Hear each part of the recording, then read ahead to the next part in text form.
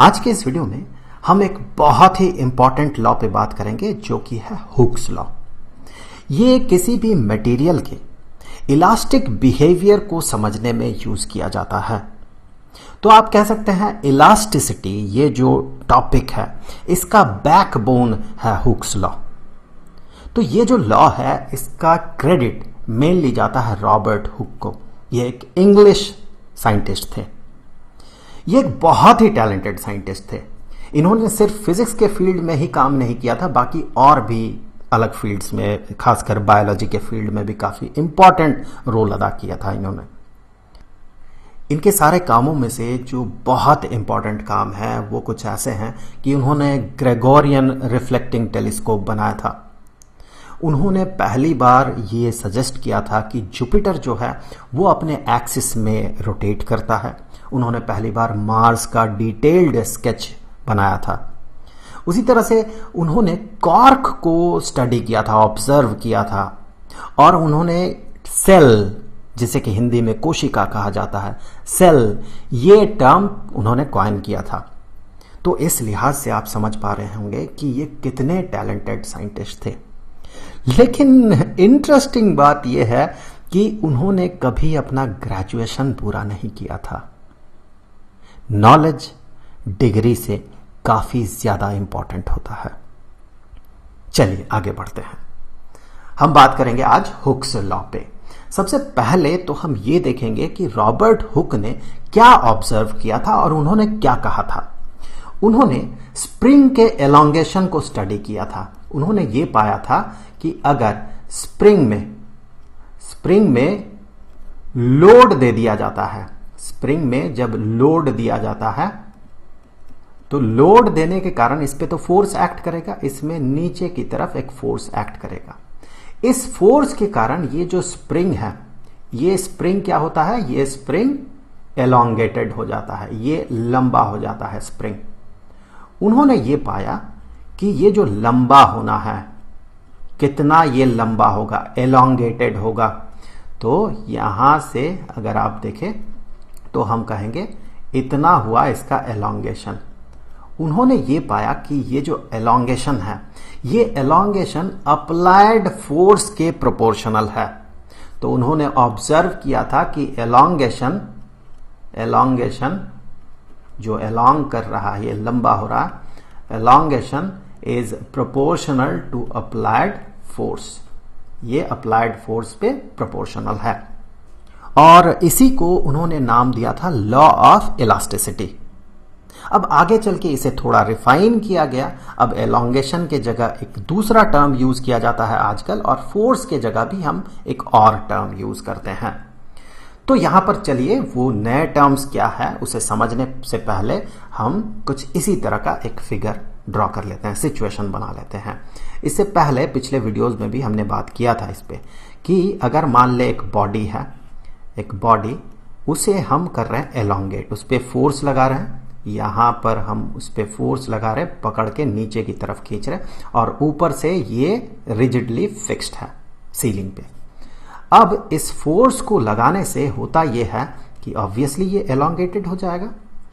तो ये जो एलोंगेशन वाला फैक्टर है, आप एलोंगेशन कहें, अगर आप नीचे से ऊपर की तरफ दबाएंगे तो फिर ये कंप्रेस्ड हो जाएगा। जो भी हो, किसी भी हालत में हम इसमें डिफॉर्मिंग फोर्स जब लगा रहे हैं, ये जो फोर्स है इसके शेप को, साइज को डिफॉर्म कर रहा है, चेंज कर रहा है।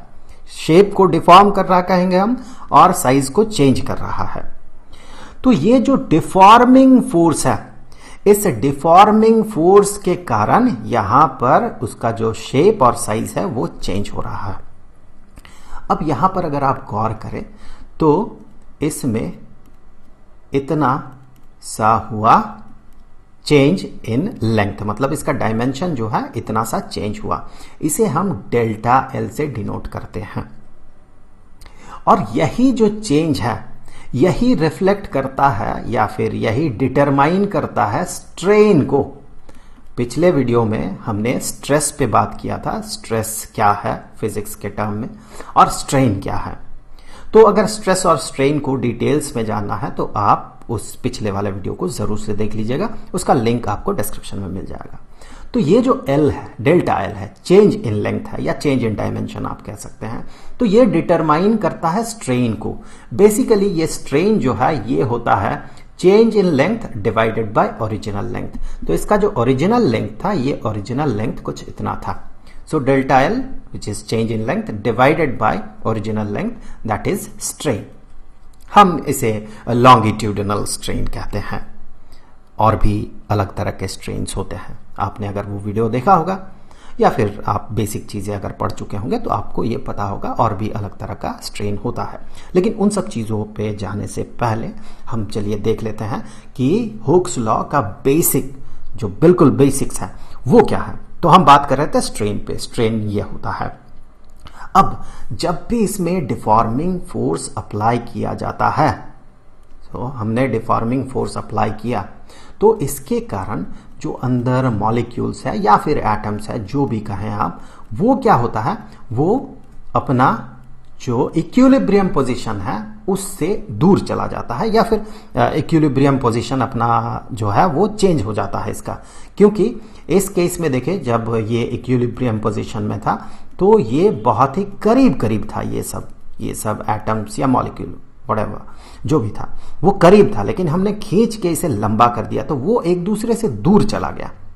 इसके कारण इसके अंदर एक टेंडेंसी क्रिएट होता है कि ये जो एटम्स है और मॉलिक्यूल जो भी है, ये अपने आप को एक दूसरे को अपने तरफ खींचता है। तो इसमें एक टेंडेंसी क्रिएट होता है कि जब भी ये डिफॉर्मिंग फोर्स हट जाता है तो ये अपने पुराने पोजीशन में वापस चला जाता है, पुराने शेप और साइज में वापस चला जाता है। ये जो फोर्स इसके अंदर क्रिएट हो रहा, इक्विलिब्रियम पोजीशन हर एक मॉलिक्यूल का चेंज होने के कारण, इसे कहा जाता है रीस्टोरिंग फोर्स। Restoring force. मजेदार बात यह है कि रीस्टोरिंग फोर्स का मैग्नीट्यूड उतना ही होता है जितना कि हम डिफॉर्मिंग फोर्स लगाते हैं। तो रीस्टोरिंग फोर्स का मैग्नीट्यूड भी F ही होगा। अब यहां पर देखें, स्ट्रेन तो हमने देख लिया, ये है। स्ट्रेस जो टर्म है, स्ट्रेस जो होता है, ये होता है कितना रिस्टोरिंग फोर्स इसमें क्रिएट हो रहा है। ये ध्यान दें, ये जो है F, ये डिफॉर्मिंग फोर्स नहीं, रिस्टोरिंग फोर्स है। कॉन्सेप्ट में दिक्कत आ जाएगा अगर आप इसे डिफॉर्मिंग फोर्स मान ले तो। कुछ चीजें जो है बड़ा ही एलुसिव लगेगा कि ऐसा क्यों हो रहा है, बड़ा अटपटा लगेगा। इसीलिए ये पहले ही क्लियर कर ले कि ये जो फोर्स है डिफॉर्मिंग फोर्स नहीं बल्कि रिस्टोरिंग फोर्स है। Restoring force divided by area. कौन सा एरिया यहां पर इस केस में कौन सा एरिया माना जाता है, ये है इसका क्रॉस सेक्शनल एरिया। तो restoring force divided by cross sectional area which is stress. In this case ये लॉन्गिट्यूडिनल स्ट्रेस है, इसे हम टेंजाइल स्ट्रेस कह सकते हैं। लास्ट वीडियो में इन सब चीजों पे हमने डिटेल्स में बात किया था। तो स्ट्रेस होता है ये और स्ट्रेन होता है ये। अब आप गौर करें कि स्ट्रेन हुआ इसमें, मतलब इसमें डिफॉर्मेशन हुआ। अब डिफॉर्मेशन हुआ इसीलिए तो रिस्टोरिंग फोर्स आया, या फिर कहें इसीलिए स्ट्रेस क्रिएट हुआ। तो अब मॉडर्न अगर अभी के हुक्स लॉ की बात करें तो ये कुछ इस फॉर्म में होता है। प्रैक्टिकली ये पाया गया कि ये जो स्ट्रेस है, ये जो स्ट्रेस होता है ये प्रोपोर्शनल होता है स्ट्रेन के। यहां पर एक बड़ा ही कॉमन सा डाउट आता है। देखिए, जब भी ऐसा कोई स्टेटमेंट रहता है, इसका मतलब क्या होता है कि इस वाले टर्म को आप बढ़ाएं या घटाएं तो ये वाला टर्म बढ़ेगा या घटेगा। तो शुरू में हमें ऐसा लगता है कि भाई स्ट्रेस तो है फोर्स डिवाइडेड बाय एरिया, अब हम फोर्स लगाएंगे तब तो स्ट्रेन होगा, तो हमें तो लिखना चाहिए था strain is proportional to stress, कि स्ट्रेस को बढ़ाएंगे तो स्ट्रेन बढ़ेगा। इसीलिए मैंने आपसे कहा था शुरू में ही कि ये ध्यान लगाएं कि ये F जो है ये डिफॉर्मिंग फोर्स नहीं है बल्कि रीस्टोरिंग फोर्स है। तो जब स्ट्रेन होगा, जब एक्सटर्नल फोर्स हम अप्लाई करेंगे, ये वाला फोर्स डिफॉर्मिंग फोर्स, तो डिफॉर्मिंग फोर्स के कारण स्ट्रेन होगा, अब स्ट्रेन के कारण होगा रीस्टोरिंग फोर्स। तो इसीलिए कहा जाता है कि stress is proportional to strain. अब ये तो प्रोपोर्शनल है, तो इसका मतलब ये हुआ कि ये जो स्ट्रेस है ये बराबर होगा एक कांस्टेंट ऑफ प्रोपोर्शनलिटी। ये तो डिपेंड करेगा अलग अलग मटेरियल पे और किस तरह का स्ट्रेस और किस तरह का स्ट्रेन क्रिएट हो रहा है इस पे। तो ये जो है इसे कांस्टेंट ऑफ प्रोपोर्शनलिटी कहा जाता है। एक मटेरियल के लिए ये सेम होता है। वैसे एक मटेरियल के लिए एक तरह के स्ट्रेस और स्ट्रेन के लिए ये कांस्टेंट होता है। स्ट्रेस और स्ट्रेन भी 3 तरह के होते हैं, लास्ट वीडियो में हमने बात किया था, आगे भी हम देखेंगे इसे। तो किसी एक मटेरियल के लिए किसी एक तरह के स्ट्रेस और स्ट्रेन के लिए ये जो है ये कांस्टेंट टर्म है। So stress is equal to a constant into strain. हम ऐसा कह सकते हैं क्योंकि यहां पर प्रोपोर्शनलिटी साइन है जिसे हमने हटा के इक्वालिटी साइन यहां पर लाया है। ये जो k है, ये जो कांस्टेंट है, इसे कहा जाता है modulus of elasticity. Modulus of elasticity. अब देखिए, जैसे कि हमने बात किया था कि 3 तरह के स्ट्रेस स्ट्रेन का पेयर होता है। एक तो लॉन्गिट्यूडिनल स्ट्रेस लॉन्गिट्यूडिनल स्ट्रेन, और दूसरा होता है शियरिंग स्ट्रेस शियरिंग स्ट्रेन, और तीसरा होता है हाइड्रोलिक स्ट्रेस और वॉल्यूम स्ट्रेन। तो 3 तरह का मॉड्यूलस ऑफ इलास्टिसिटी होता है। इस केस में हमने जैसे कि पहले ही बात किया, ये जिस तरह का स्ट्रेन है, जिस तरह का स्ट्रेस है, ये क्या है? ये है लॉन्गिट्यूडिनल स्ट्रेस और स्ट्रेन। तो ऐसे स्थिति में इस केस में इसे कहा जाता है, इस मॉड्यूलस ऑफ इलास्टिसिटी को, इस कांस्टेंट को कहा जाता है Young's modulus. So this is Young's modulus. Young's modulus applicable होगा या यंग्स मॉड्यूलस प्रोपोर्शनलिटी कांस्टेंट होगा किस केस में? जब लॉन्गिट्यूडिनल स्ट्रेन के कारण लॉन्गिट्यूडिनल स्ट्रेस होगा, तो वहां पर जो कांस्टेंट ऑफ प्रोपोर्शनलिटी होगा उसे हम यंग्स मॉड्यूलस कहते हैं। इसे y से डिनोट किया जाता है। अब देखिए, हमने पहले ही देखा था पिछले वीडियो में कि कितने तरह के पेयर होते हैं स्ट्रेस स्ट्रेन के। हमने थोड़ी देर पहले भी बात कर लिया, 3 तरह के होते हैं। सो स्ट्रेस स्ट्रेन का जो पेयर है ये 3 तरह का होता है। एक बार मैं लिख देता हूं यहां पर पहला तो है लॉन्गिट्यूडिनल स्ट्रेस और strain, longitudinal stress and longitudinal strain. दूसरा होता है शियरिंग। थोड़ी देर में एक बार रिवाइज कर लेंगे ये है क्या? शियरिंग स्ट्रेस और शियरिंग स्ट्रेन। और तीसरा होता है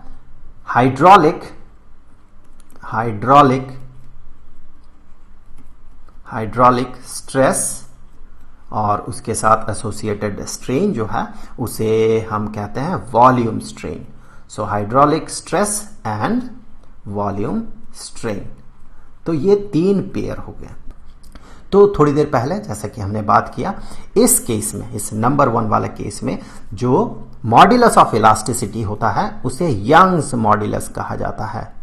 यंग्स मॉड्यूलस, और इसे हम y से डिनोट करते हैं। शियरिंग स्ट्रेस स्ट्रेन के केस में जो मॉड्यूलस ऑफ इलास्टिसिटी होता है उसे कहा जाता है शियर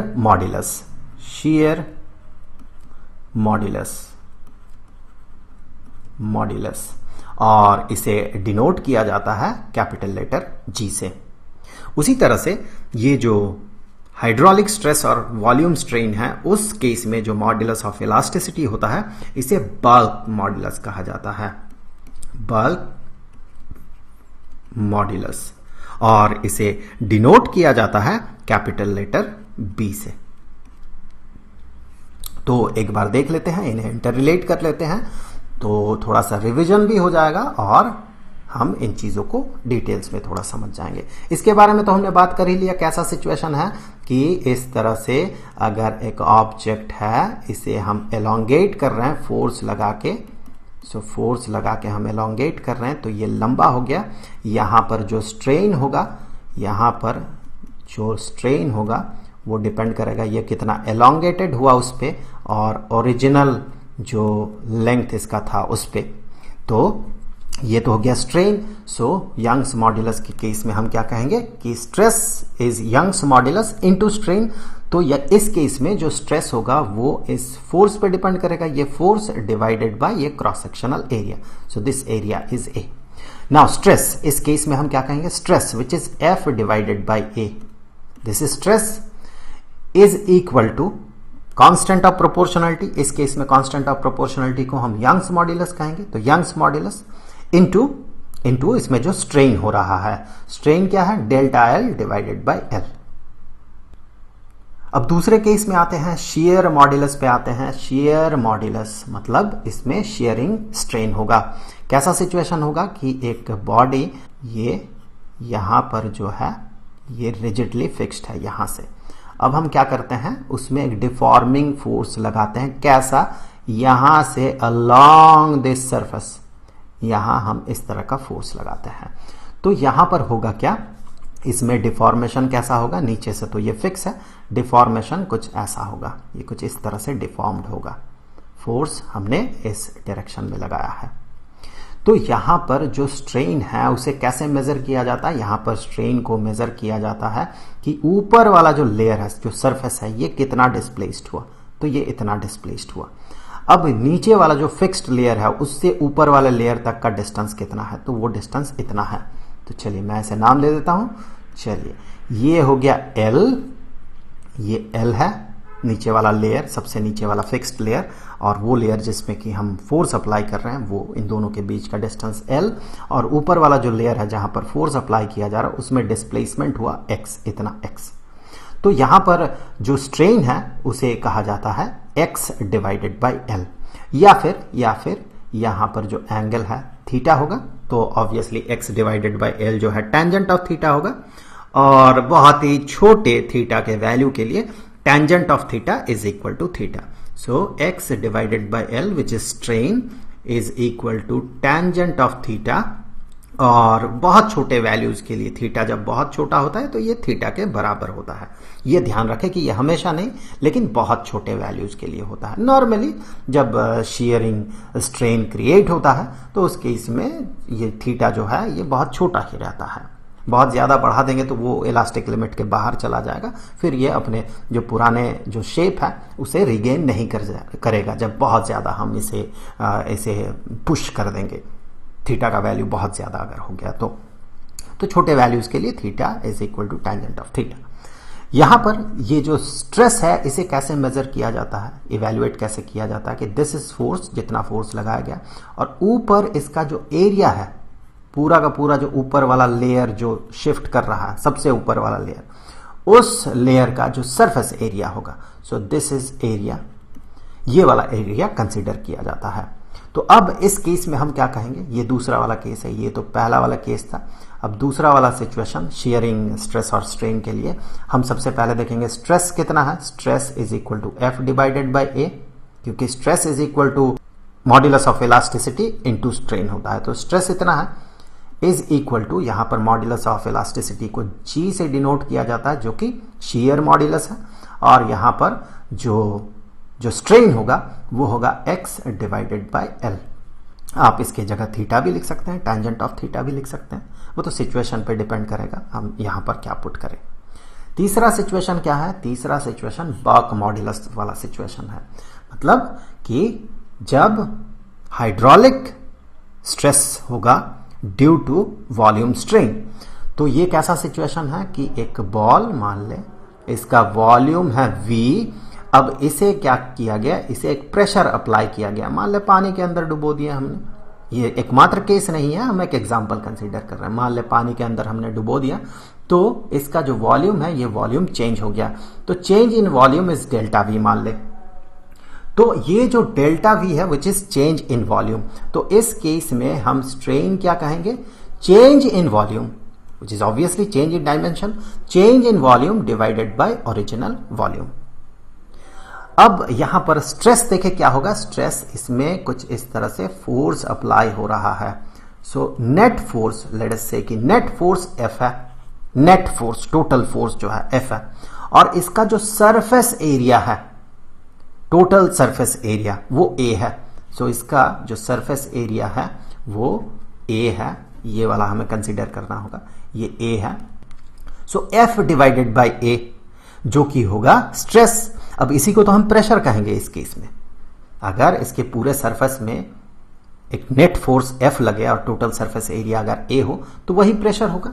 सो यहां पर इस केस में हम कुछ ऐसे रिप्रेजेंट करते हैं इसे, तीसरा केस है ये वाला बर्क मॉड्यूलस वाला केस है कि जो स्ट्रेस है वो प्रेशर के बराबर है। Pressure is equal to bulk modulus, आप ध्यान दें यहां पर कुछ और होने वाला है, bulk modulus into, so this strain is delta V divided by V। यहां पर एक बात गौर करें कि यहां एक नेगेटिव साइन आता है। क्यों आता है ये तो जब हम बर्क मॉड्यूलस पे डिटेल्स में बात करेंगे तब हम देखेंगे कि यहां पर एक नेगेटिव साइन क्यों आता है। तो आई होप कि जो बिल्कुल बेसिक चीजें हैं इन तीनों तरह के मॉड्यूलाई पे, वो बेसिक चीजें आप समझ गए होंगे। इन पे अलग से डिटेल्स वीडियो चाहिए होगा, इस पे हम बहुत डिटेल्स में बात करेंगे, कुछ न्यूमेरिकल प्रॉब्लम सॉल्व करेंगे, तब जाके ये और ज्यादा आपके लिए क्लियर होगा। लेकिन इन वीडियोस पे पहुंचने से पहले मैं आपको ये बता दूं कि ये जो लॉ है, हुक्स लॉ, ये थियोरेटिकल लॉ नहीं है, ये एम्पिरिकल लॉ है। मतलब प्रैक्टिकली इसे डिटरमाइन किया गया, ऑब्जर्व किया गया और पाया गया। तो ये अगर एम्पिरिकल लॉ है, इसका मतलब हमें और डिटेल्स में इसे देखना होगा कि ये कहां तक होल्ड करता है, इसका जो प्रैक्टिकलिटी है ये कहां तक है। तो इसके लिए हमें स्ट्रेस स्ट्रेन कर्व के बारे में जानना होगा। वहां हमें क्लियरली समझ में आएगा कि एक बॉडी में जो स्ट्रेस होता है वो स्ट्रेन के साथ किस तरह से रिलेटेड है। हमने तो यहां डायरेक्टली प्रोपोर्शनल देख लिया कि स्ट्रेस जो है, स्ट्रेस इज प्रोपोर्शनल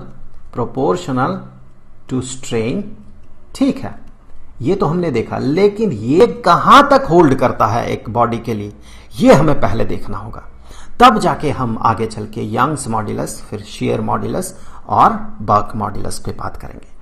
तो स्ट्रेस स्ट्रेन कर्व का वीडियो, अगला वीडियो जो कि होगा, उस वीडियो का लिंक आपको यहां पर स्क्रीन में दिख रहा होगा, वहां क्लिक करके आप उस वीडियो को जरूर से देख ले। फिर हम आगे इन सारे मॉड्यूलाई पे डिटेल्स में बात करेंगे।